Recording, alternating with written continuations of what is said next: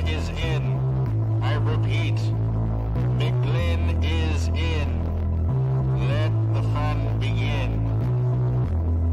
This is the Commissioner Evaluation Podcast with your host, John McGlynn. Is that Herms? He got them guests on the Rolodex, stopping by to talk about some Dynasty Superflex. Everybody, yo, Commish is in. It's time to sit down to listen to John McGlynn. Yo, who we trading, who we fading, who we getting off the squad. Knowledge never overrated, playing for number one. And yo, McGlynn is in. It's time to let the fun begin. It's the Commissioner Evaluation Podcast with John McGlynn.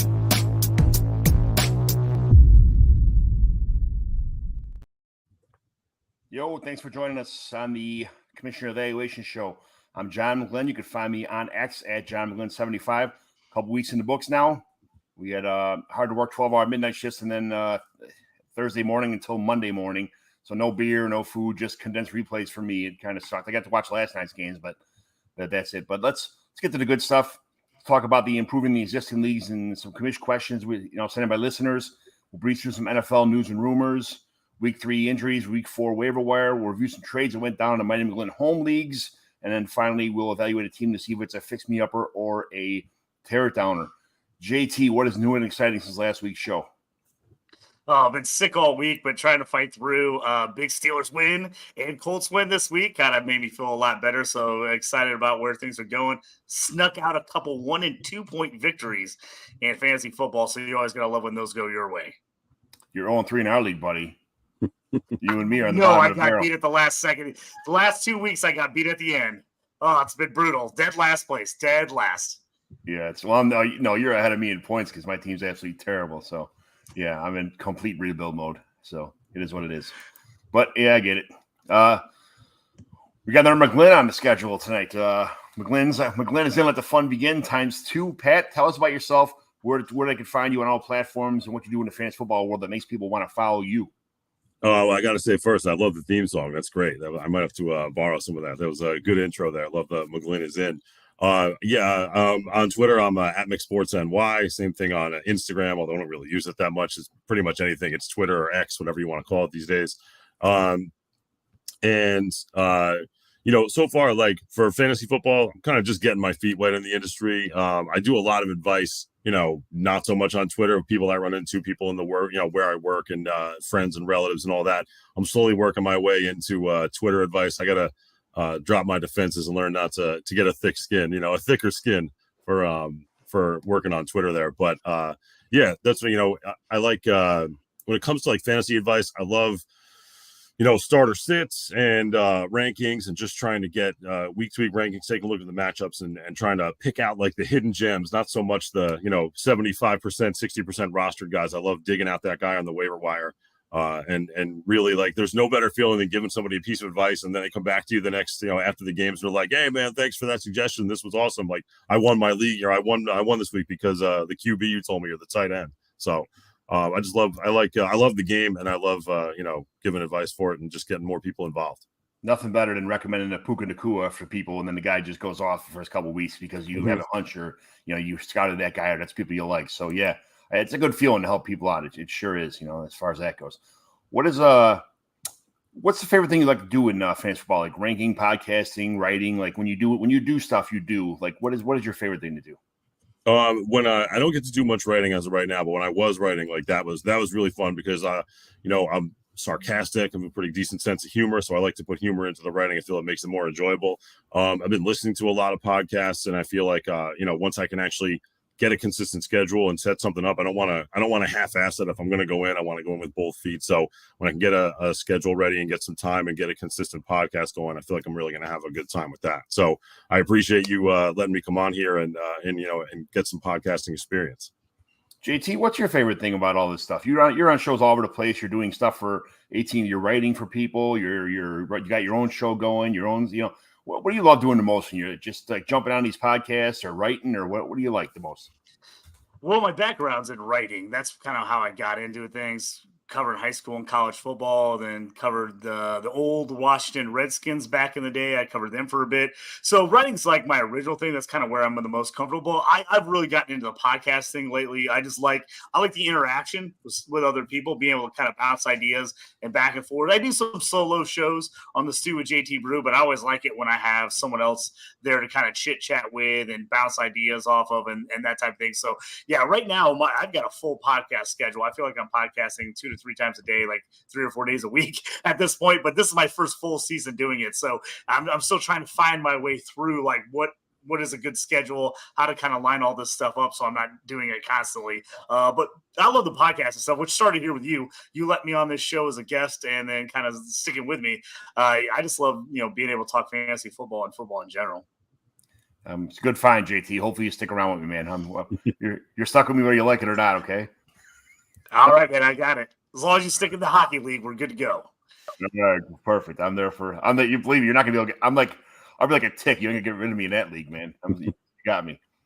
Pat, tell me about a day away from the desk, from content, like away from fantasy football, family, pet hobbies, stuff like that, what you do for work, all that kind of stuff. Well, high school teacher. So, we started right around Labor Day. So we're, 3-4 weeks into the school year. So it's starting to calm down just a little bit. I'm finally getting back into the flow of the everyday schedule there. I have my married, I have my 2 daughters, and they keep me busy after school too with after school activities. I do the announcing. JT, you mentioned announcing and writing for high school sports and college sports. I do announcing for the school I work at. So I announce their football games. I'll do wrestling in the winter and some stuff in the spring as well too. So it's not fan. When I'm not doing fantasy, it's still a lot of sports too. That's awesome. That's good. I love that. You got the voice for an announcer. That's a deep voice. You pronounce. Oh, thank you. It's so much fun. It's so much fun to like do it's PA announcing. I'd love to get into like more play-by-play. We're working on getting the capabilities for that. But it's fun when, if you're either getting blown out or you're blowing somebody out and somebody on that B team runs out on the field and you announce their name and you can hear the family cheering section, over in the stands there. It's fun. It's fun to be a part of it. When you're a Sunday afternoon sitting in front of your TV watching the Red Zone, what's your favorite food to eat on Sunday afternoons? Oh, for me, well, let's see. Being here in North Jersey, it's all Italian food. So like pizza and all carbs, pizza, garlic knots, chicken parm sandwiches, meatball sandwiches, that kind of stuff. I can't get off the red sauce and the bread. What the hell's a garlic nut? What's a garlic? Oh man, we got to get you. You said you made these guys. So basically all it is just you take the bread you would use for pizza dough and put some butter and garlic on it, roll it into tie it into a knot or twist it into a ball, put it in the oven, cook it, dip those in sauce too. It's a good time. And you can get creative with those too. You can put some cheese in. Yeah. Okay. I thought you said nuts. I'm like, what the hell? Oh no, garlic knots. Yeah. All right. That sounds pretty good. All right, good. I'll have to try those. You can drop them in a fryer too. If you got a hot fryer, you can do the same thing with those and drop them in the fryer real quick. They're pretty tasty. Yeah, cheese in the middle sounds pretty good. Cheese and sausage, all that kind of stuff. So when you get a pizza, what's your favorite?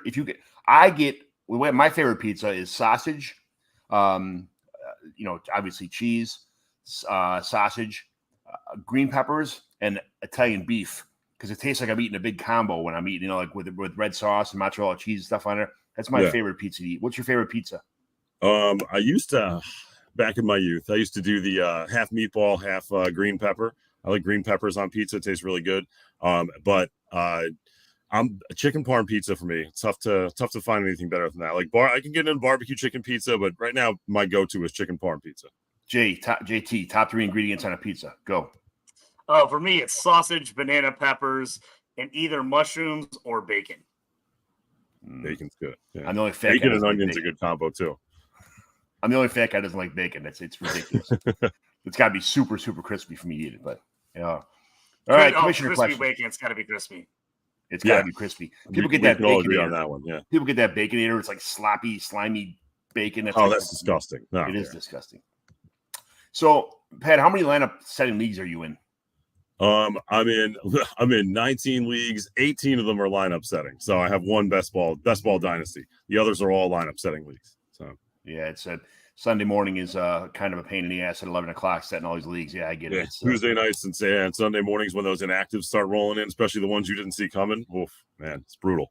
Yeah. If someone calls you and says, I was blah blah blah, so and so. That they couldn't get their lineup set, or somebody met something. As a commissioner, do you change your lineup for them, even if like whatever let's say the excuse is something serious? Like I just saw something last week on Twitter that somebody was on a plane, they couldn't change the lineup, they didn't have service. If you're somebody who, I'd say like a last minute inactive or something like that, but somebody left them in their lineup. As a commissioner, do you change people's lineups if they ask you, like, if the league's okay with it, or you kind of say, nope, I'm the commissioner, it is what it is, you should have set your lineup better? Yeah, I mean, I'm going to go timestamp on that one. When does the text message come in for the 1 o'clock starts? If you can get it within like the first 10, 15 minutes, I'm definitely going to consult with your opponent, but I'm probably going to give it to you. If you give me I was somewhere with no service or something, I didn't realize this guy was going to be out, I'll probably do it for you. But the league that I'm the commissioner of, we've been going for 20 years. So, everybody knows the rules. So, you got to get your lineups in there, because there was that issue last year with, who was it? The Kamara was the late inactive in the England, the London game or something like that. It was just kind of, you're just out of luck, Yeah. See, now a lot of people had said, well, if your opponent's okay with it, that's, that should be all that matters, because he's only playing him. But in reality, the entire league, that could be a problem for the entire league. If Kamara scored 45 points that week and you didn't make the playoffs because you were behind on points, or it's a butterfly effect when you make decisions like that. So it's kind of like you have to just kind of say, hey, sorry, man, that was the rules. That doesn't matter what your opponent says. If the entire league votes and says a unanimous yes, you could change it back, then that's about the only time I would do it. But other than that, man, sorry, SOL. Yeah, and I hate to and we're all friends in my league. I hate to kind of put it on the opponent, because then if you're the opponent and you say like, well, no, because if he gets 50 points from Devin HN, I'm going to lose. Like, then you're kind of the a-hole. So it's like, just put it back on the guy. Like, you should have had your lineup in. You should have known. And like if you realize there's a problem, get in touch with me as soon as possible. Reach out as soon as possible, saying like, hey, this didn't go through. I thought I set a lineup and it didn't save. But like, you can't send it to me at 4:15 when the 1 o'clock games are over. So right. So as opposed to like a normal one quarterback, I had this. Go ahead, John. I was going to say, I had this happen to me this week. I had a guy that didn't get Barkley out on Thursday night. He's a football coach. He was legitimately at football practice. He got done and was like, dude, I didn't realize I didn't take Barkley out. He had him in 2 leagues. In one of the leagues, he had him out. The other league, he forgot. I was like, dude, I'll change it for you. But then I got in there and realized it was our ESPN league, not our My Fantasy League. My Fantasy League lets me as a commission make the adjustment. ESPN does not. You're done skis. So I told him, I was like, sorry, man, because he got a hold of me like right as the game was kicking off. And I was like, hey, man, I would change it for you, but ESPN doesn't let me do it. You're kind of screwed. He's like, I understand. I was like, if it was in the other league, I would have done it for you, but that you have them as well, but I didn't get a chance to do it. So I'm the same way Pat said. If it's like within the first like minute or two, because I know sometimes sites lock differently. Sometimes they'll lock a minute or two before the game starts. And I've had times where I'm like changing multiple leagues and it locks on me before I get to the last one. So I'm like, if I have the commish power, I will change it if it's a legit hurt player. If it's like, oh, I just meant to play this guy over that guy, I'm like, no, you had him in the lineup. No. But if it's a guy that's legitimately out for the fairness of the league to keep everything going, I like to make that change. But again, like Matt said, it's got to be in the first couple minutes, like within like 5 minutes of kickoff, or then I'm like, nah, sorry. Yeah. It's Sleeper's pretty good at that. Fantrax is pretty good at that. Like, I'm not good at like, I don't really play too many leagues on Yahoo, and I'm not the commissioner on any of the Yahoo leagues, so I wouldn't know. But Fantrax is pretty customizable as far as that's concerned. You got to be able to make those moves. You have to use a site that has all those functions to kind of correct those things. So yeah, Yahoo would let you. Yahoo would. That's the one on the commissioner, and Yahoo would probably let you make that change. So okay. In the future, do you see a world where where only one running back spot is needed, not like the typical 2 RB spots, just because of the way the running back situation is going, or is that kind of it's even better to make people squirm when they have to make the running back decisions like this? Yeah, I have to tell you, I do play in one league where you only have to start one running back, and it's a luxury when you're drafting, because then you can just let it go. But like, I like it being in there. I like there being 2 running backs. So many teams seem to be moving towards that committee. You have so few like true workhorse backs, so I think it's going to be that easy position to fill. It's gonna lead to more like Gabe Davis's type players, where it's like you throw somebody in as your second running back, and like they could get 30 yards, or they could, bust off. You're going to start to put in those like home run hitters, guys that you think can break a long touchdown. And so it's like having that third wide receiver, the second, or the second running back. Like it's just going to be somebody in there that's kind of a chance, like a lottery ticket per game. So I like keeping it. I don't see leagues getting rid of it. I think most leagues would want to keep it in, because then at that point, the more flexes you have, then you're bordering on like ultra flex, which I'm in one of those leagues and I'm really not happy in there, but I just don't want to quit it because it's just there's something missing, like not having to start running backs, not having to start tight ends. So I feel like you got to have, as much as I hate kickers and defenses, get them out of there. I feel like you got to have that second running back in there. Agreed. All right, let's jump to some injuries here this week. Derek Carr got kind of jumped down. He got an ACL sprain. It might, people are talking about IR possibly, things like that. I just I'm not sure what's going to happen there. The next couple of days we'll be able to tell a little bit more. I'm kind of rooting for the Jameis Winston incident that happened, but that's only me. Patrick Mahomes got kind of rolled during the Bears during this week's game. It's got landed on. He came back in the game, was fine. Jimmy GQ, another one, got hit, came back in. Now he's got concussion concerns after. So I'm not sure. Concussions are funny business. Some people stay out for a couple of days. Some people out for a couple of weeks. It all depends on severity and the functionality of themselves and their mind when things happen. Running back Gus Edwards concussion. Not too many serious running back injuries this week. Wide receiver Mike Williams torn ACL, done, terrible. Stephon Diggs wrist again landed on a kind of funny. It looked like he's okay. Rashad Bateman hammies are always funny. Deebo Samuel's ribs, it's more of a pain tolerance issue. Calvin Ridley knee, he looked okay, should be good. And Johnny Mingo had a concussion. Concussions are funny. So anything I missed on this list of injuries that you guys can think of? Josh Reynolds with his milk cartonitis, man. The guy just didn't even show up. Like no targets, no catches, and you find out he played the whole game. Just crushed me in one league. Yeah, we're not. Dude, he crushed me in a bunch of leagues. I had Josh Reynolds all over the place. The big zero just absolutely murdered me. I mean, I had him going in like 10, 12 leagues. Oh, just absolutely murdered me with the zero. And of course, I had Khalif Raymond sitting right behind him on my bench, and Khalif Raymond got every target. I was like, what is happening? I'm like, this is ridiculous. Yeah, we got some other people to talk about, but yeah, definitely we'll talk about some. I never heard the milk cartonitis. That was great though, so we'll kind of threw me off a little bit. News and rumors. This is my version of what's going on in the league. We'll switch off questions. We'll start with JT here. So he doesn't land on his favorite teams this week. I kind of do that to him once in a while. So we'll start with you, JT. Will Roschon Johnson be able to put this team on his back and salvage the season for the Bears? I don't know what's going on here in Chicago. It's Justin Fields. What is happening with him? I mean, I love Roschon a lot, but he can't carry this team by himself. Justin Fields is now a completely different player than he was all of college at Ohio State. It makes no sense. He was not a runner at Ohio State. He was a great deep ball passer, super precision. Now he can't even find an open guy if the guy's waving at him. It blows my mind. I like Roschon for the future, but he can't carry this team by himself. Like, Fields has got to do something or it's over for the Bears. They're back to number one pick.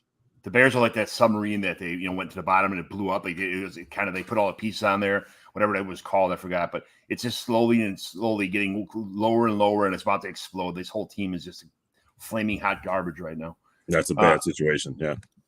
Pat, Bengals. I'm just going to ask what's going on with the Bengals offense here? It can't be just a hamstring issue or the calf, the calf on, bro. It seems like you started to see signs of them coming out of it a little bit last night. At least Chase got freed up and put up his numbers. T. Higgins, I don't know what was going on there. And even Mixon, like, he doesn't look fast or anything like that. So I do have a little bit of worries about the Bengals offense, but I feel like you've got a track record with them now. It's been, how many years these guys have been together and putting up dependable fantasy stats. So I feel like they'll be okay the rest of the way. But if we look, if we're still talking about this calf injury and holding back Burrow in like 2-3 weeks, then at that point, that's panic time. It definitely is panic time. JT, when is Damian Harris going to be the Damian Harris we were promised in the preseason? I've been asking myself the same question. I mean, I've got Damian Harris all over the place. I thought for sure he was going to eventually take this job from James Cook. He's going to be the goal line guy. And then all of a sudden it's Latavius Murray everywhere. I don't know what's going on here. I love Damian Harris on this signing. I thought he was going to be great on the Bills, and it is not working out so far if you're a Damian Harris owner. I won 0 RB in the league, and my 2 running backs were Damian Harris and Antonio Gibson. And that was like, that was the word. Like right now, I'm just like, what the hell is going on with this team? So, yeah, I couldn't have started off brutal, any worse. man. Pat, Broncos, did embarrassing Russell Wilson accomplish anything? I mean, it's almost like Sean Payton is like Machiavellian there. It's just by leaving him in the game, he may have actually endeared him to his teammates that Wilson lost over the course of last year and the first 2 weeks this year. Like, I think his teammates actually felt bad that he had to stay in the game too. Like, right. I know that there was a quote from I can't remember who it was on the other team that said, like, Russell Wilson's done a lot for this league. That was disrespectful. I'm sure that was a mutual feeling, even in the locker room, like, oh, when are they going to take Russ out? So he may have helped Russ win back the locker room a little bit, but this is another team that looks like it's dangerously close to just, flaming pile of garbage. They just are in real trouble. JT, Browns, will Jerome Ford keep the starting job all year? Right now, I think so. Unless something happens to him injury-wise, I think he ends up holding the job. I think Kareem Hunt's going to get a little more carries as he gets back up to speed. But I think Ford holds on to this job. I really do. I was a big fan of Ford coming out of college, so yes, I hope so too.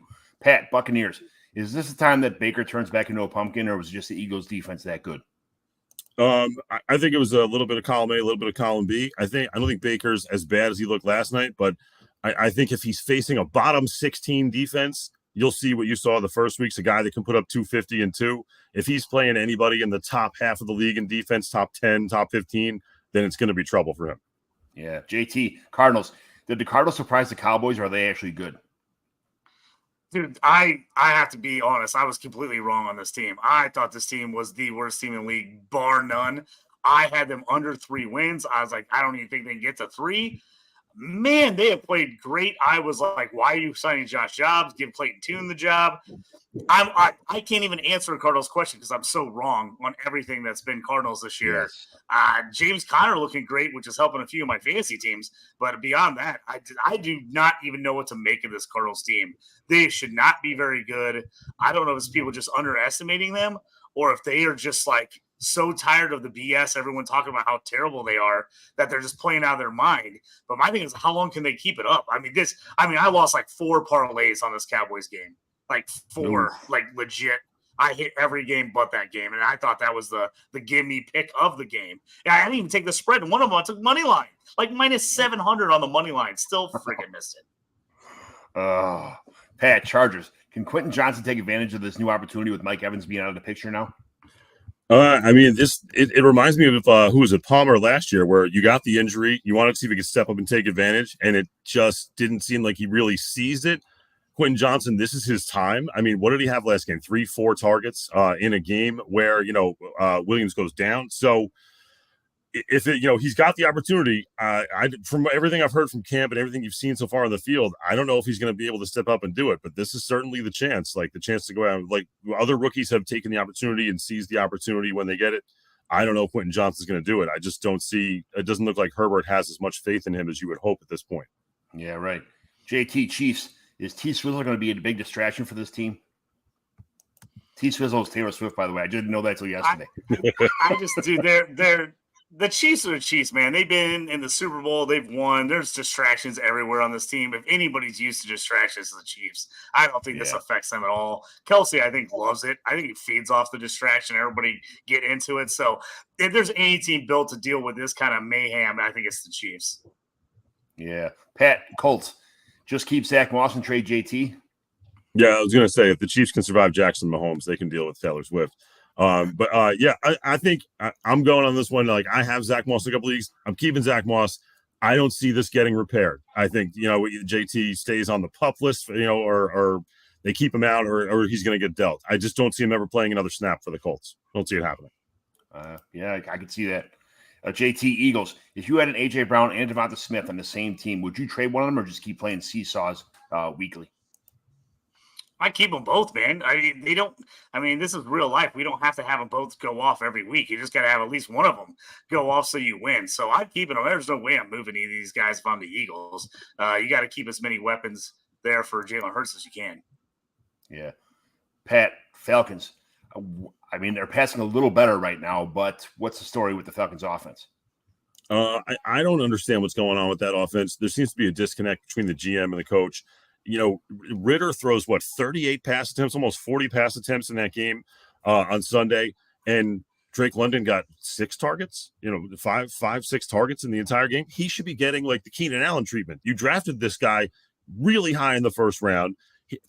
Everybody tells you he's got all the talent in the world. It's not him that's holding back the passing offense. He should be getting 10, 15 targets. If you're throwing the ball 40 times, he needs 10, 15 targets. And for some reason, it's just not going his way. I don't get the whole offense here. I mean, even Kyle Pitts, at least he's getting targets now, but it's all air yards because he's missing. I mean, Ritter's terrible. Yeah, you see him, and that one, there was a video of Kyle Pitts running, and Ritter overthrows him by a solid 10 yards, but it didn't look. He looked like there was a little hitch in the giddy up. He looked like he wasn't running 100%. So, JT 49ers McCaffrey 18 carries and 3 catches. The rest of the team got 16. Much better balance. But was it only because because the Giants suck? I'm out on this balance. Why does everybody keep talking about balance? Give CMC as many carries and touches as you can. I love CMC, man. He's the man. Give him the carries. Give him the touches. He's a champion. He's going to be the last man standing this year for running backs after everyone talked about him being injury prone. He's going to be the last guy leading people to championships. Hopefully me to a lot of championships since I bought him everywhere on the low buy. I love CMC. I guess you can give a few other guys carries, but hey, I don't think there's any worry. This guy's a beast. Just keep giving him the ball.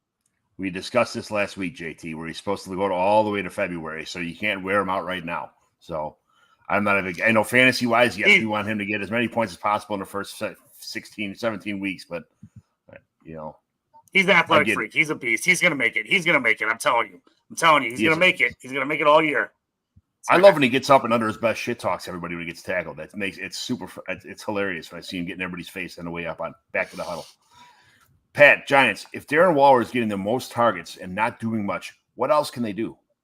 Darren Waller's breaking my heart this year. I really had all the expectations in the world for him. So what's been going on with him is not the greatest. But what else can they do to win? They got to get Saquon out there. And, everybody in New York right now is killing Joe Douglas because he didn't bring in a better backup quarterback for Aaron Rodgers. But Joe Shane, he didn't bring up a backup running back for a guy who has been out with major injuries, several times over the past couple of years in Saquon Barkley. Matt Breida, Gary Brightwell, it's partially on them too, the fact that you assumed Saquon, who was the focal point of your offense, was going to play 16, 17 games.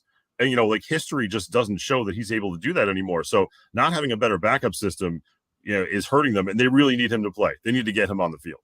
Yeah, they do. JT Jaguars. Can Trevor Lawrence be Trevor Lawrence without guys dropping balls that kill drives all the time? Well, this is one, if you haven't watched the Jags games, you just look at the stats, you're like, what's wrong with Trevor Lawrence? But if you're actually watching the games, you're like, T-Law's putting the ball where he's got to put the ball. Guys just aren't making catches. I mean, he had 3 or 4 touchdowns that would have been college touchdowns. The guys just didn't get a second foot in against the Chiefs, and then people were dropping balls left and right in that Texas game. Plus, their defense didn't do many favors in that game. So right. I know there's a lot of T-Law hate going around right now, but I don't think it's T-Law necessarily. There's a lot of other factors. Guys got to make catches. They got to help him out in some cases where he's putting the ball where he needs to put it. They got to pull it in, and the defense has got to do something. Did you see the ball hit really right in the chest? And he just dropped it. He dropped 3 balls last week. It's like, come on, man. I know you're it's crazy, man. Still shaking off the rust there. Yeah, I get it. Pat, Jets, why are they not bringing in a quarterback, a better quarterback besides who they brought in today? I don't know. Hypnosis. I don't know what power Zach Wilson has over the administration on this team, but not having a better. I saw everything, and every Jets fan should have seen what they needed to see out of him. That Thursday night game last year, where the crowd was chanting for Strevler to come in just to move the ball. Wilson looked like a scared child out on the field, and as far as I was concerned, that should have been his last drive ever in New York. They kept him around, they hyped him up, but they never actually brought in a backup, and I don't know why. Would they bring in Simeon today? Was it? Yeah. I think that's not going to do anything. Backup quarterbacks, it's hard to come across during the season, but I mean, even the one the Giants have, Tyrod Taylor, like anybody at this point would be better than Zach Wilson. Bring in Carson Wentz. I know he stinks. Carson Wentz turn the ball over, but he'll throw the ball. He'll throw the ball. He'll pull the trigger. Wilson doesn't do any of this, and at least your offensive coordinator can feel comfortable calling a play or two for him. That's not a screen pass to the tight end on 4th and long. Yeah, I know. There's a salary cap and people got to stick to it, but when you don't have a good backup running back or a good backup quarterback, or at least like an extra offensive lineman that you could throw in a couple different, a utility guy to throw on the line in case of an injury. They're usually asking for trouble like this, especially the Jets knew what they had in Wilson. I mean, they brought in Rodgers.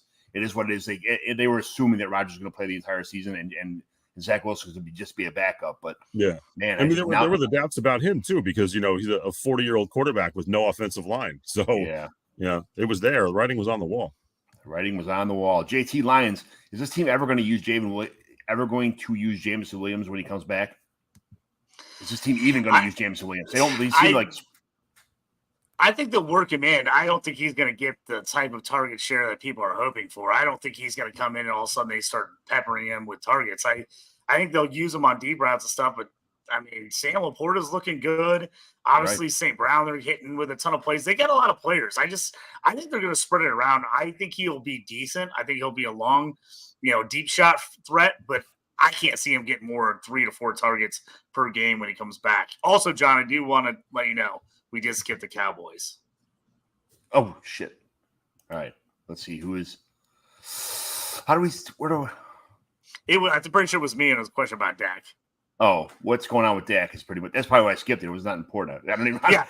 It's Dak is just being Dak all of a sudden again. I don't know what to say about Dak. It's like they keep giving him all these opportunities to look good. Michael Gallup finally had a good game, but it's like, man, this team, such a good defense. Dak's just got to be okay. I'm not sure what's going on in Dallas. It's like they look spectacular for the first couple of weeks, and then you turn around and just lay a turd in Arizona. It's unbelievable. You know what the thing was? I was waiting for the Steelers to do this in a couple of weeks against Arizona, and now the Cowboys got it out of the way, going to Arizona and laying one first before the Steelers go and do it. Gallup would be a great number 2 receiver in a lot of teams. I don't understand why they don't trade Gallup and put Tolbert as the number 3 receiver in that offense. I think Tolbert is really good where he could be the number 3 guy, but I don't know. Yeah, I'm not sure how much it is Dak, but Dak does not look good. So yeah, thanks for reminding me about the Cowboys. I hate that. I just try to trade Dak away in like every league right now, and nobody even wants him. No, you're not going to get anything for him. Yeah, terrible. So, where we at? Packers. What did the Packers do to AJ Dillon? Why is he so bad now? Oh my God. I was such a believer in AJ Dillon. I drafted him every year in my redraft leagues. And this is the first year I didn't. It was the running joke was, when am I going to draft AJ Dillon? And I never did this year.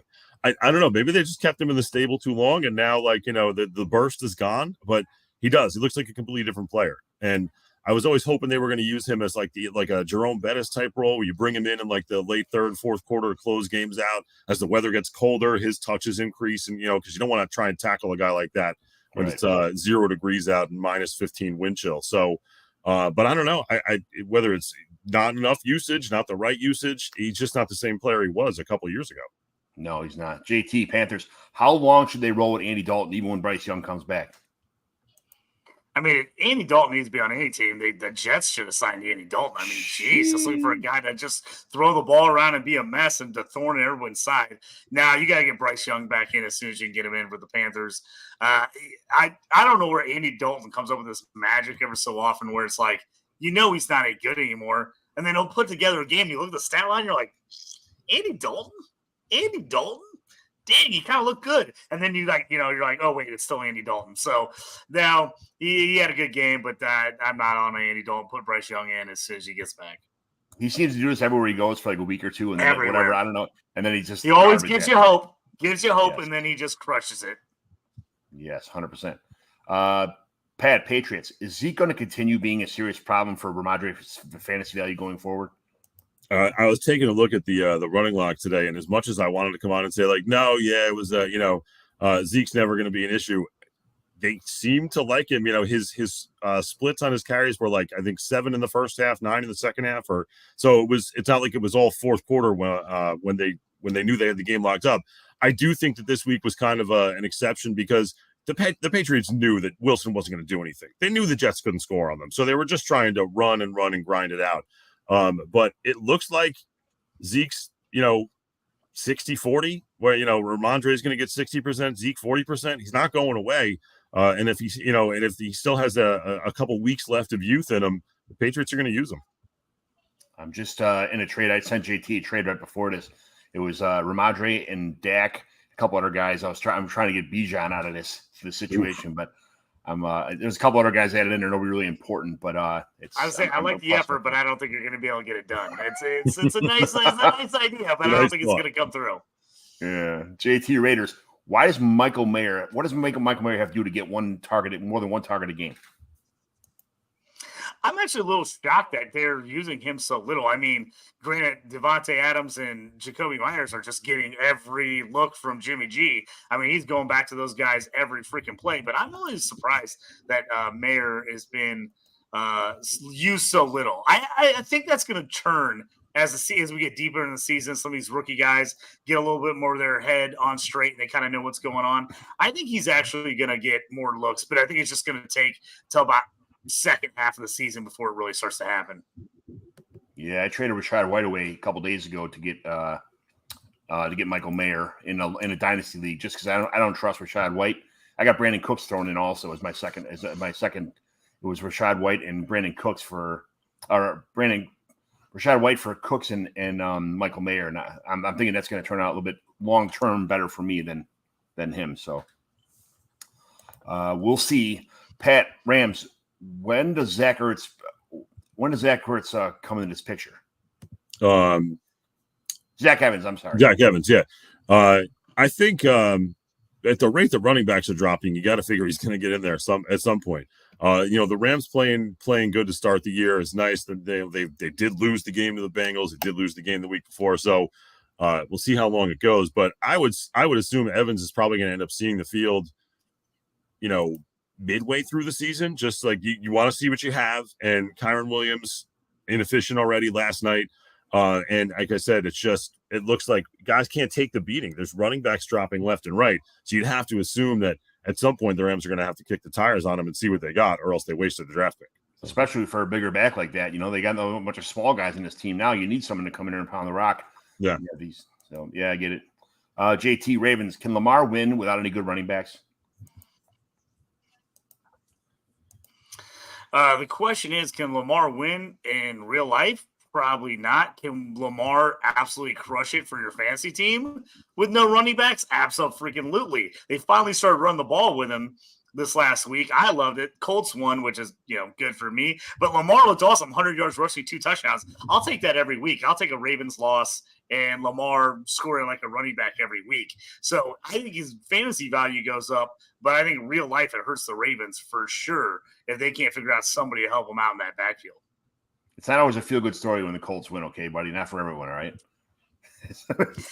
For me, it is.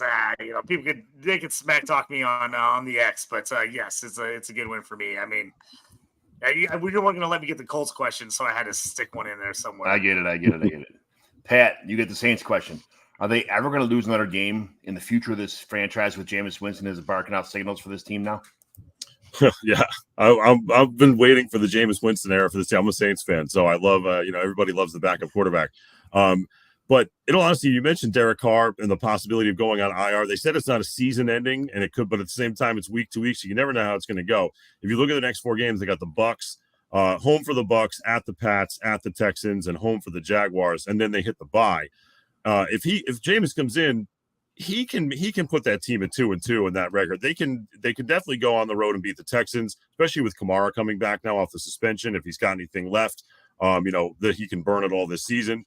The home against the Bucks could go either way. At the Patriots, they probably won't win, but home for the Jaguars too, they could take that. So with Winston, if he comes in for those 4 games, he's good enough that he can get them at 2-2. If we bring back 30-30 Winston, the 30 INTs, 30 touchdowns, you get real fun for a couple games. And I don't think anybody would mind seeing that. With those weapons, with the wide receivers we got in New Orleans there, Shaheed and Olave and Michael Thomas still hanging around, I would love to see him just start chucking that thing. But it doesn't, with that defense, that's not the way they're going to go. No, not at all. JT, Seahawks. Why the hell is Jake Bobo on the field catching touchdowns instead of JSN? Because Pete Carroll hates all fantasy football players. That's why. He absolutely hates your team. He hates you for taking his guys. It makes no sense. I mean, love JSN, but it's like I think I played him in one lineup out of all the teams I have him on. And I was just a really deep starting lineup. I had to play somebody. I'm just nervous about him getting looks right now. For some reason, it's just like they have Noah Fant, and next thing you know, Partisans getting catches, Dizzy's getting catches. It's like they just refuse to use certain guys all the time. They just love to mix it up with a million players. I'm a little nervous about JSN. I know it's way too early to overreact about him, but I'm a little bit nervous about him at this point, that they just like to get the ball to randoms in Seattle. Randos is exactly. Pat, Steelers. These big plays are saving Pittsburgh's butt. What else do they got to do on this offense? The running game's not really working right now.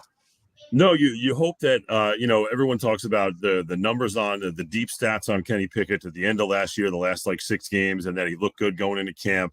But I'm starting to wonder if Kenny Pickett is going to be the next Daniel Jones, not running for 700 yards, but in New York, everybody here is he just gave him a $40 million extension. But is Daniel Jones even good? It's they still don't know if he's going to be a real NFL quarterback, even though he won a playoff game last year. Granted, it was the Vikings, but I feel like Pickett's gonna, with that Pittsburgh defense and at least Jalen Warren and the artist formerly known as Najee Harris running in the backfield there, they'll be good enough to win games. And he keeps hitting occasionally on these long passes. I mean, Calvin Austin just blew away the D-backs on that touchdown catch the other day. So I feel like if he keeps hitting these long passes, we might keep asking ourselves, is Kenny Pickett even good? And Pittsburgh might find themselves in the second round of the playoffs. So, if it works, they're going to keep going with it. But they'll go as far as Pickett's able to take them and not turn the ball over. I'm going to run with the theory that losing Deontay Johnson is kind of like the chain falling off your bike, kind of they already had a plan of just peppering him with targets. Yeah. Now they're trying to change the entire offense around it. So when Johnson comes back, this team might look a little bit different. But yeah, that Calvin Austin, he is fast, man. I know he's an electric playmaker, but I just fear he's a best ball guy, not a regular contributor. That's my problem. So perfect guy for best ball. Love to have him on my bench. Yeah, I had him everywhere, and I just kind of said I could see the writing on the wall here, so I got rid of him. I love him, but he's so small, but he's so fast and shifty, but he's just not a regular contributor. So it is what it is. Yeah.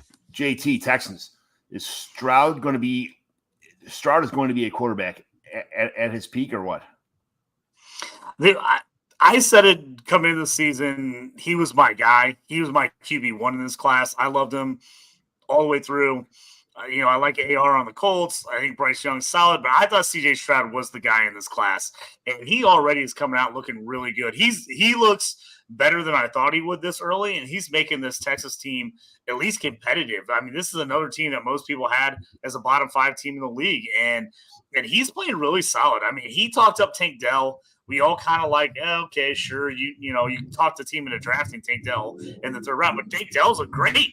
I mean, he's looking really good, and I think this Texans offense is going to be a lot better than people think. I think C.J. Stroud is going to be a lot better than people realize, even with him being on this Houston team. I just think that it's to the moon with C.J. Stroud right now. Yeah, it's this question. I don't know why it got cut off. It said earlier, is he going to be a regular, consistent, low-end quarterback 1? At his peak. So I think he can be. I think if you're in a super flex league, he's definitely slid into that QB2 for you. You're starting him in super flex leagues now. You're not worried about it. He's getting enough passing volume, and he's proven that he can do something with the passes. So for me, I'm starting him in leagues. I've got a couple leagues. He's my. Oh, he froze. Yeah. Oh, go ahead, JT. You back. Oh no, I was just saying no. I'm playing Stroud every week as my QB2 at a superflex. Okay, absolutely. Okay, Jake. Where are we at now? The Vikings, Pat. Titans. If Derrick Henry isn't Derrick Henry, how bad is his team? Bad, really bad. Exceptionally bad. Ryan Tannehill. The numbers are just terrible. The rushing isn't there. Into it, he's looked so bad.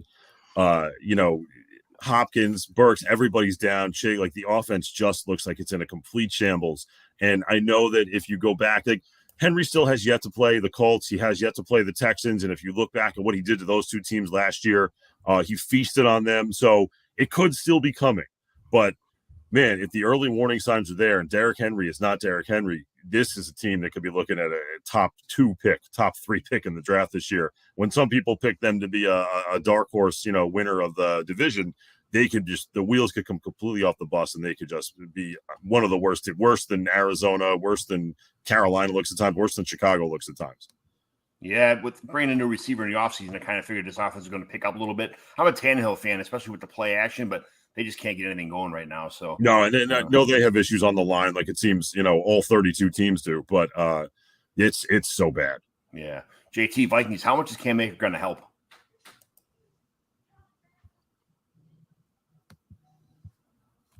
Sorry, what'd you say, John? How much is Cam Akers going to help this team?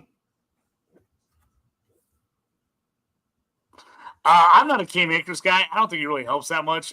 It's amazing that they talk about bringing in Cam Akers. They bring him in, and then Madison has his best game of the year. Granted, it's against the Chargers, who don't have a great defense. But this Vikings team could be in trouble. I mean, they obviously can put up points. Everybody's seen that. They can't get any stops. Jordan Addison and Justin Jefferson are super fun for fantasy, but I don't think they have enough just with those two guys to get it done in real life. I mean, the only thing that's going to save them is the NFC North is just an absolute shit show right now. And so they could, there's a chance that they could stick in and get in a little run and finish 9-8 and still tie and win the division.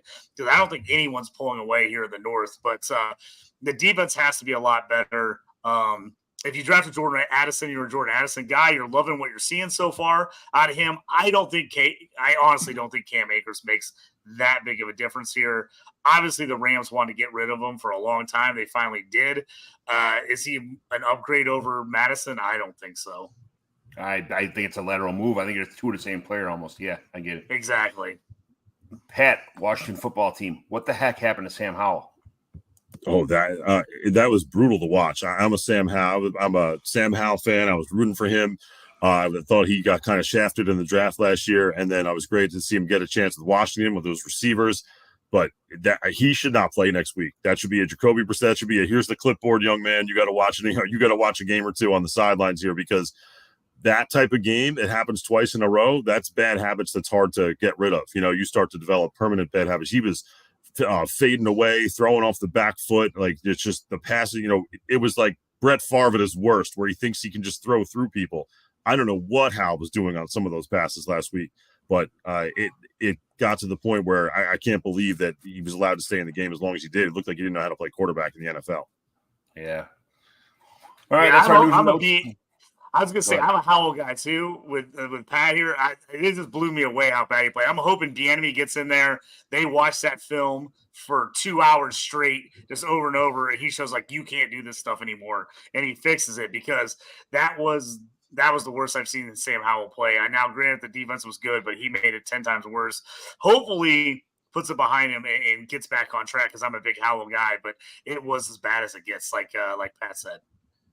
Yeah, I would figure this offense would look so much different with Eric Bieniemy in there. And it kind of had a glimpse of holy cow, he's changing this offense. And they just totally regressed this week. The whole thing just kind of, got a flat tire. So and hopefully they clean it up. It is what it is. But all right, that's our news and notes for around the league. Waiver wire for week 3. So be careful every week. Be careful about overreacting to one performance. Don't ignore the players that do well, or don't do well, but, don't overreact either. So for quarterback, Andy Dalton, Panthers, CJ Stroud, Texans. What other quarterbacks around the league looks good you guys should pick up on the waiver wire? Any suggestions? Anything you guys think of besides those two? I rode Stroud this week. I had Daniel Jones was my only quarterback. And in the league I'm in, everybody drafts a backup quarterback. We haven't hit the buys yet, so they didn't cut them for spots. So I was just scraping around. I didn't want to play Jones, so I ended up going Stroud, and worked out in my favor this week. And I think that's definitely one you can ride if Dalton gets another week. Who's he got? The Vikings this week or the Chargers? I can't. It's somebody with a terrible pass defense, but absolutely somebody, if the Panthers are going to play him, that you can stream. Yeah, there you go. Running back, Devin A-Chain, of course, obviously, but each of them had 4 touchdowns. So him and Mostert were it was bad. It just got crazy. They could have scored 100 points if they wanted to, but I wouldn't overreact on the Devin A-Chain talk. I saw somebody on Twitter today was joking around saying, I can't wait to start Devin A-Chain with 3.2 points next week. So that's kind of how fantasy works. Tajay Spears for the Titans, Elijah Mitchell, 49ers, always a must-have backup on your team even if you don't have McCaffrey. Matt Breida, Giants, just because he's getting most of the work. But any other running backs you guys think of? Just I wanted to throw it back to quarterback for a second.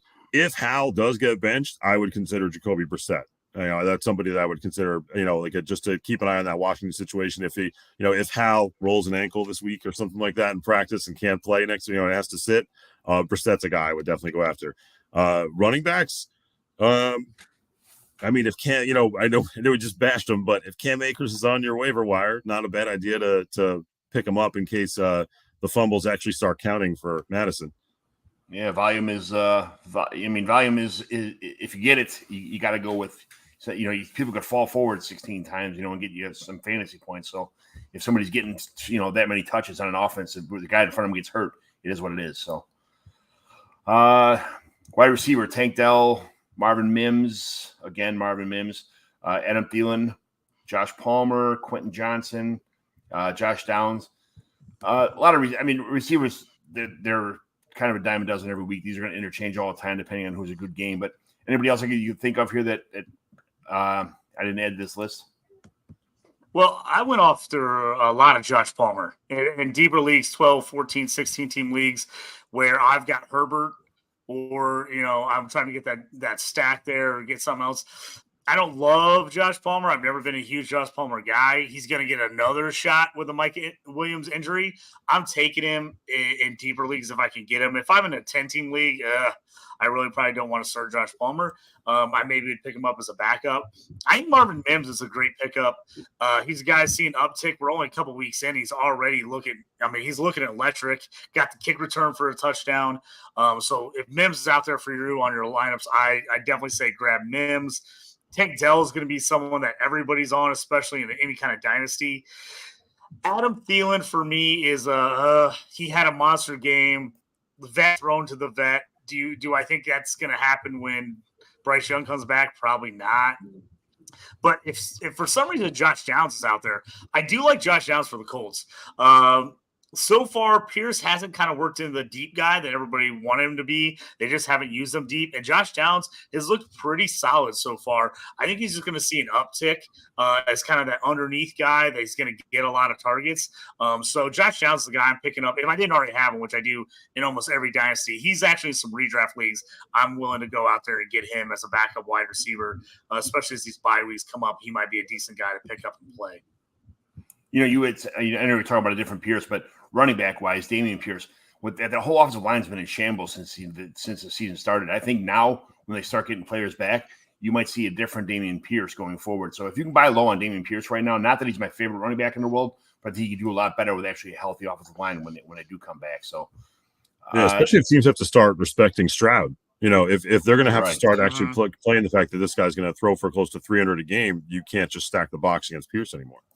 Right. Also, one more name at wide receiver. I know it's a homer pick, sorry, but if you need a home run or if you're scraping the waiver wire this week, Jalen Hyatt on the Giants. I feel like when you said what do the Giants have to do to win, what can they do? I know he's caught 2 or 3 balls, but his Sunday night game, I think it is. I can just kind of see him. It's a one and done. If he catches one, it could be enough to help make your fantasy week. So hit the little star, put him in your queue for the following. Keep an eye on him, but just somebody to think about. I thought he was the most overrated player in this entire draft. I understand he's a best ball guy. He's a guy who can make magic happen on the field. But I would you rather have Jalen Hyatt or Quentin Johnson on your team? I have to. The textbook answer for me has to be Quentin Johnson, and I feel like it's Quentin Johnson because even you want a piece of that offense. Chargers offense much more high powered than the Giants offense, and I'm not a Giants fan, but I do have to listen to Giants stuff all day. So, but yeah, no, I'll take Quentin Johnson. Even with the opportunity that Quentin Johnson is going to play piggy bump up right now, I just don't like the guy. I've never been a Quentin Johnson fan. I just traded him away for Roschon and somebody else last week, but. I hope he does well. He's one of wide receivers. I'm the terrible judge of wide receiver. I'm the guy who drafted all these, Denzel Mims and all the, the rest of the guys that have failed over the last couple of years. So I feel like I'm not a Quentin Johnson fan. It is what it is. But I like to try and dig up names. Everyone wants names that you can play. I'm sometimes like a do not draft guy. I know that with the revival of Andy Dalton, DJ Chark's name is going to come up. I wouldn't pick him up. I feel like he's just going to be a roster clogger. If he's out there, just let him float around on the waiver wire. Tight end, Jake Ferguson, Luke Musgrave, Zach Ertz. I mean, these guys should already be picked up everywhere, but if they're not, make sure you grab them. And you're tight ends that are doing something right now that we're not doing something that are under the radar right now. A guy for me, if he's still out there in your leagues, especially if it's any kind of tight end premium or start 2 tight end, or if you're in one of those leagues that, lets you play like 3 or 4 or 5 tight ends because you get premium for them. Kyle Granson for the Colts. I don't think he's going away even when Jelani Woods comes back. He's the receiving guy out of that group for them. Mo Alley Cox is a blocker, 100% blocker. They're not going to throw him the ball. Kylan Granson, I think, is the guy. So if you're in bigger, deep leagues, I mean, obviously you're in a 10-team league, you're not going to have Kyle Granson on your team. But if you're in a 12, 14, 16-team league where you're just looking for playable guys, especially come bye weeks, that can get you points, Kylan Granson's the guy. I like him a lot. They're going to hit him a decent amount. And I think he's just starting to work his way in. He's that third-year tight end for the Colts, so I like him a lot. Musgrave's a big pickup for me, even in a redraft league. If people haven't gotten Musgrave, I think they're going to work him in quite a bit. And then you talked about the Quentin Johnson thing and those guys. I'm taking Mims, Reed, or Josh Downs over either of those guys. Personally, I take any 3 of those rookie wide receivers over the other guys. For me, I'd rather have any of those guys over Hyatt or Quentin Johnson. Agreed. All right. And on tight ends, I would suggest to who is it? Everett on San Diego. I keep calling San Diego. Everett on Los Angeles and Donald Parham on Los Angeles. Like, tight end has been a complete wasteland this year. Parham's caught touchdowns in 2 games. 3 touchdowns this season? He had 2 last week, I think. Everett actually had 6 catches. So the tight end spot's kind of something you can go to there. They're always going to be passing. And like, keep it, if you play in a league with any casuals, keep an eye on, in redraft, keep an eye on that waiver wire, because I picked up Pat Fryermuth in a league. Somebody just got tired of it and is going to cut him. And I know that one of the owners of my league has Dallas Goedert and 1 more game of nothing from him, and he's going to get cut too. So keep an eye on those guys that do get cut, the frustration cuts, because tight end is filled with them this year. You are 100% correct about that. Good point. All right. So that's our team by team news and rumors kind of thing. Let's go to some these are my Mighty McGlynn home league trades. 12-team, 30-man deep rosters, no kicker, no defense. PPR, tight end premium points 7.5. Superflex 5 for touchdown and 2 for interception. Regular, 6 points for a 100-yard bonus, 8 points for a 200-yard bonus, that kind of stuff. So here's some trades that happen. Obviously, these trades are in a vacuum, so we can only just speculate what's going on. Gardner Minshew and Andy Dalton for Jimmy Garoppolo. Which side would you want? JT, you go first. I mean, I want Jimmy G because I want the pure starter. I mean, you're basically trading a starter for 2 backups, so I'm taking Jimmy G there. Yeah, super flex leagues. I would agree, JT. I'm going to go Jimmy G on that one. So I got this little buying window for somebody. I Xavier Hutchinson for Andy Dalton. Which one would you take here? Just take the week or 2 of Andy Dalton, or just go with Hutchinson? I like Xavier Hutchinson. He hasn't got a lot, but I'd take him. I like Hutchinson, but that's just me because he's one of my long-term hold sleepers. Yeah, these are dynasty super flex leagues. Yeah, but I mean, if I'm going to get 1 or 2 weeks out of Andy Dalton, maybe even more than that, do I stick with Andy Dalton, or I'm looking long-term keeping Hutchinson, right? Or what do you want, Pat? I might take Dalton. I don't know. I might take Dalton on that one, only because I'm not convinced. The NFC South's wide open. Carolina, correct me if I'm wrong, gave away that first-round pick for next year, so it's not like they're playing for the ability to get it to draft high.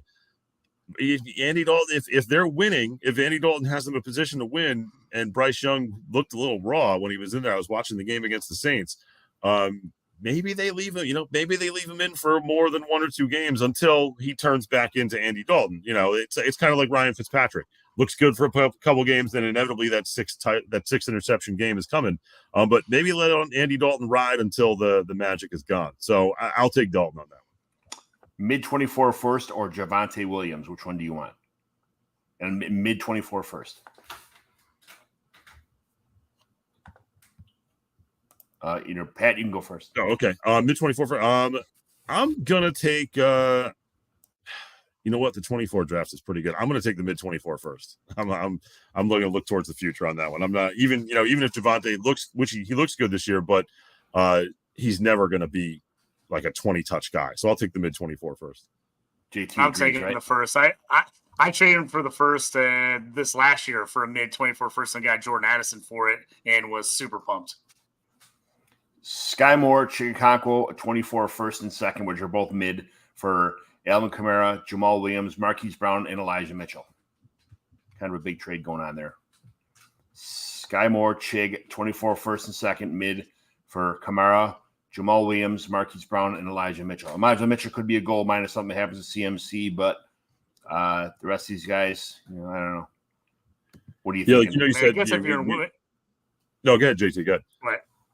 I was gonna say, if you're in win now mode, I could see you try to maybe grab Kamara. Hope he has something left. Maybe Mitchell with the CMC stuff. In a vacuum, I'm taking the picks.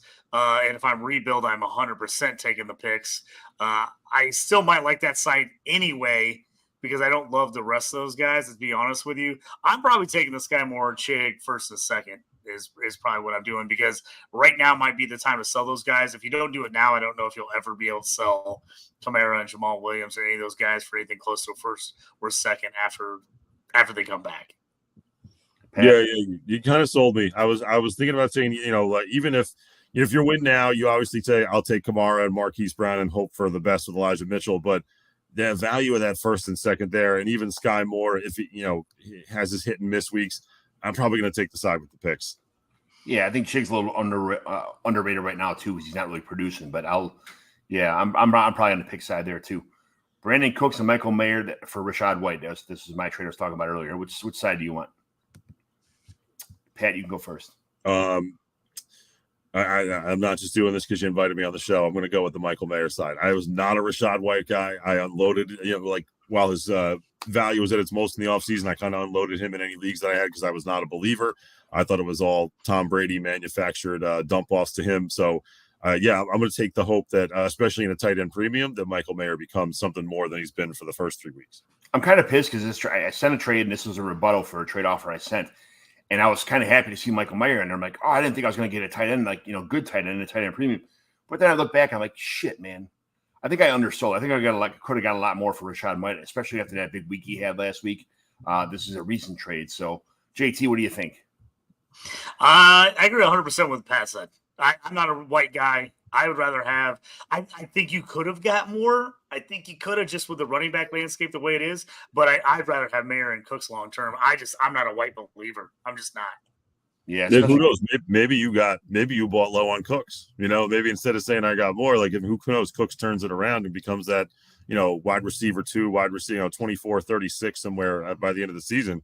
Then that's a trade you definitely win. Everywhere Cooks went, he's been producing. So he's been hurt this year. He's on the mend, but he's back. That's what I kind of looked at. I do like Cooks. He's got 1,000 yards and 6 touchdowns every year. I kind of figured. And I already have a couple good tight ends in front of Mayer right now, so I can afford to let him sit. So I'm not a Rashad White guy. He cannot run up the middle. He cannot run between tackles. He's more of a just pass catching. And Baker does dump off all the time. He's the biggest dump off quarterback, and you got a really good receiving quarterback. So a lot of PPR value there, but it's got to be I just don't trust Rashad White long term. And he's already 25 years old, so it is what it is. All right, Daniel Jones in a 24 fourth. For Matthew Stafford, Jamal Williams, and a 24 first. Let's just call it mid because we don't know. So Daniel Jones, a 24. JT, this is the league we're in, the Babies and Boomers League. So Stafford's impressing right now, but God only knows when the wheels can come off that train. Especially when how many times he got hit yesterday. Yeah. Yeah, it's crazy. I'm going to take Daniel Jones. There's something to be said for job security and Superflex, and he just got that 4-year extension. So I'm probably going to take Daniel Jones in the 4th. I want that first. I know. I'd probably take the first of Stafford. I think Daniel Jones is probably the move, honestly, even though I don't like it. But the fact that I could get Stafford with a first, I'm probably going that just because I can get the first, though. In a super flex, it's just it's always so tough. You want quarterbacks that know can stick around. But I don't love Daniel Jones. I'm probably taking the first, though. I don't know if I'm going to be super pumped about it. Maybe I will once draft day comes, depending on who I get. But, yeah, I'm probably going Stafford in the first. I just gave up a first for Stafford and Zach Moss in a 14-team Superflex league where, like, 8 teams are tanking and, like, 6 teams are, like, trying to win it. And I didn't want to give up the first, but I gave up a first for Stafford and Moss because I'm, like, trying to win it because there's only so many teams in it. So it was a tough give, but I was like, I got to do it because Baker was my only other quarterback as my second quarterback behind Mahomes. So it's a tough call. I could easily see you talking yourself into either one. Yeah, these are when it comes to trades like this and you really don't know, that means it's a good trade for both teams. You can obviously tell this guy, that's what it means. Trey Tucker for Andy Dalton, another Andy Dalton trade. I'm probably taking Dalton. I still think he's got a couple games in him outside of just 1 or 2 this year. And the Superflex, I feel like you can never have too many quarterbacks. I mean, if you have Bryce Young as your starter and Dalton's your backup for him, like I'm absolutely making that trade to get Dalton so I have both guys. If you were like have like 4 QBs and Dalton's like your 5th just sitting out there and you're looking to get anything from him, I can see the trade Tucker. But I think Dalton's probably more valuable just because, again, injury history of Bryce Young. He's small. Is he going to get beat up a bunch? Is Dalton going to play way more games than you think he is? Probably Dalton's side, but if you're Yeah, I'm tanking. So I'm tanking this league. So I took this one, another one of my trades. I don't want the points on my roster. I don't want the max points for because it goes into a lottery into effect. I like Trey Tucker, so I'm kind of in a situation where I have time to wait for Trey Tucker to develop. So that's the only reason that this trade happened. Again, these are in a vacuum, so I don't know the whole backstory. But Calvin Austin and Bryce Young for Brock Purdy. Either one of you guys can go first. I know. I know this probably isn't the right answer, but I'm gonna take Brock Purdy. I mean, like all the guy's done is gone out and win. He seems like a 250 or 225-2 machine. As long as his arm stays on. Like you said, Calvin Austin, too much of a hit or miss guy. If this was a best ball league, I'll take Calvin Austin. But I'm not. This goes back to what JT was saying before. I was team CJ Stroud. I was not a Bryce Young guy. For me, it was Richardson and then Stroud and then Bryce Young in the order of quarterbacks going into the rookie drafts. So I was not a Bryce Young guy. So yeah, give me Brock Purdy.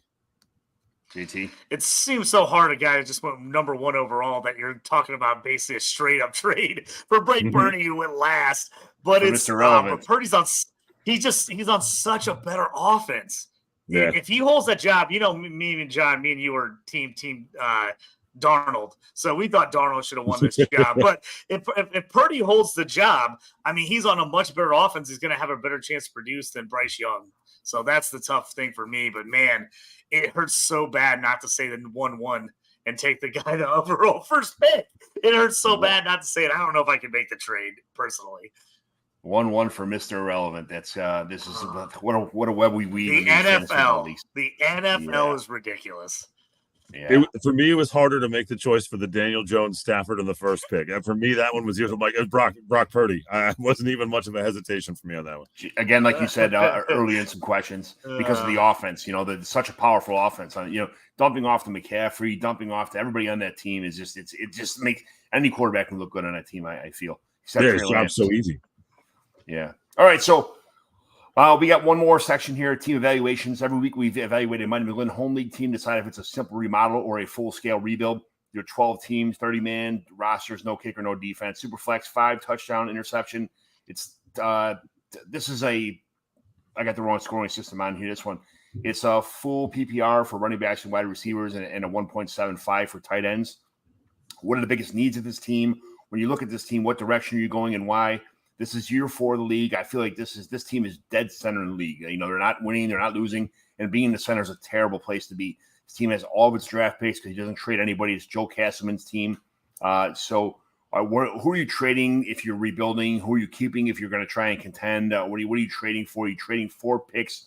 Are you trading away picks? So what I'm going to do now is I'm going to bring this team on the screen, and I'll show you where it is.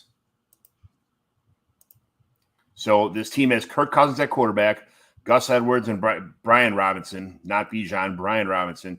And then it's DK Metcalf, Mike Evans, Christian Kirk, Kyle Pitts at tight end, Gabe Davis and Amari Cooper at wide receiver, Joe Burrow as a second quarterback.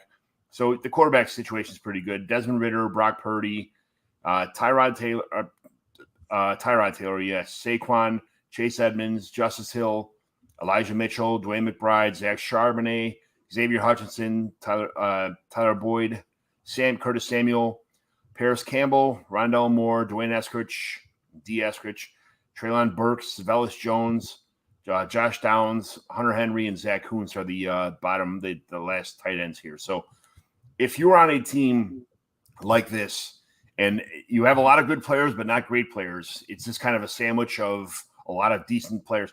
What are you looking at here? What do you what JT, you've done this before. I'm going to kind of go to you first for to kind of, what do you think about this team? This team feels like it's a team that's got good players. It's got good names. They're just not necessarily playing up to par yet. You're not getting a lot out of Burrow. Obviously, the Barkley injury is an absolute killer. The wideouts look solid. You're looking at, you got Christian Kirk, Mike Evans, DK, so you got a good trio there of wideouts, Burrow and Cousins at QB. If Burrow is playing like, Burrow from last year, add him with Cousins, all of a sudden you have two, top 5 QBs there. Kyle Pitts, great name, isn't giving you points right now.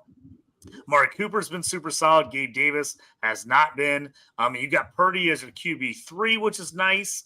And then, you got some nice rookies, Zach Charbonnet.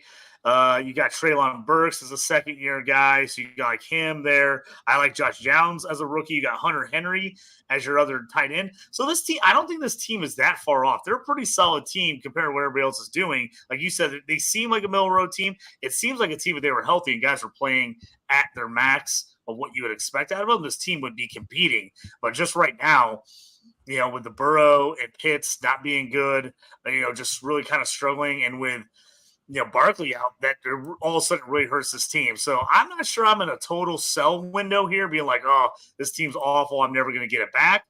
If you did sell, the tough part is, who do you sell here? Do you sell Pitts at a discount at this point? Do you turn around and see if somebody else would jump on Barkley being injured? Is somebody going to buy Mike Evans, who's been solid, but again, a little older? That's just a tough call. I don't think this team's in a terrible spot, just because I think the wideouts are good and the QBs are good. And the tight ends are decent, with Hunter Henry being much better. But the running backs are a struggle right now. Yeah. If I'm the owner of this team and you're asking me which way I'm going to go, the thing that strikes me most is the wide receivers, Metcalf, Evans, Kirk, and Cooper. And then Cousins and Burrow, like I'm going to go in. I'm going to try and sell off pieces. I'm going to go for it this year. I'm willing to move. You had Hunter Henry on the bench. If I'm willing to move Pitts, I know the value is low, but I'm starting to wonder, much like I am with Jameson Williams on Detroit there, like if it's ever going to happen. You have Brock Purdy as a solid third quarterback. So God forbid something happens to Cousins or Burrow has to go on IR because of the calf injury. You can still stay afloat with that quarterback situation. Barkley's going to come back. At some point, he's going to come back, So I'm looking to move. I'd move Pitts. I'd be willing to move Pitts, and I think you can still get something for him. Someone out there still has Pitts fascination. Charbonnet is a young piece. You want to move on him, but at the same time, I'm good at this point. I've decided I'm going to go in. I'm going to go for the win. So I'm willing to move Charbonnet. Everybody loved that video of him trucking some guy over, and then I'm going to target certain guys. Like I'm going to take Josh Downs and I'm going to go to the Richardson owner and try and, say, hey, you want to pair your future wide receiver for life there and see what he's got along the lines of like aging veteran running backs, aging wide receivers, guys that not that I would trade Downs. What's his name? Yeah, I wouldn't trade Downs for like a Michael Thomas, but like Michael Thomas is a guy who's like, I feel like you can bank on 6 for 60. Like at this point, if you're going to go for it, you just want to make sure you're putting in guys that aren't going to give you a 0. So I like this team. I would move forward with it, but I said I'd be willing to definitely trade Pitts. I'm holding on to all the quarterbacks. Barkley, I'm going to plan on him coming back. You want to take Mitchell and trade him off to the McCaffrey owner, Charbonnet. I think Charbonnet is somebody that has appeal besides just the Kenneth Walker owner, so you can move him. If Treylon Burks gets 2 games in a row, I might jump on the ability to move him. And like I said, if I have downs, I'm going to go after the Anthony Richardson owner and try and pair him up and see what's the best I can pry away from on his team. But if I'm that team, I'm going to say, a lot of those guys look like you got a good 2-year window with some of those guys. And then the wheels could completely fall off the bus. Evans, Barkley, Cousins, who knows where these guys could be in 2-3 years. So I would say go for it. Hold on to that first round pick. You said he still has the first round pick. Hold on to that until like week before the deadline. Try away Devontae Adams from the owner who has him, as long as he's not, competing. But I would go for it if I was his team. Hits for like Sam Laporta and something, that kind of stuff. Like that would be, Sam Laporta plus. That'd be a good. Like a Laporta owner right now could be saying like, this is a great streak. I should try and unload him while he's at peak value. I wonder if I can get Kyle Pitts for him. And the Pitts owner's like, I wonder if I can get, who can I get for Kyle Pitts?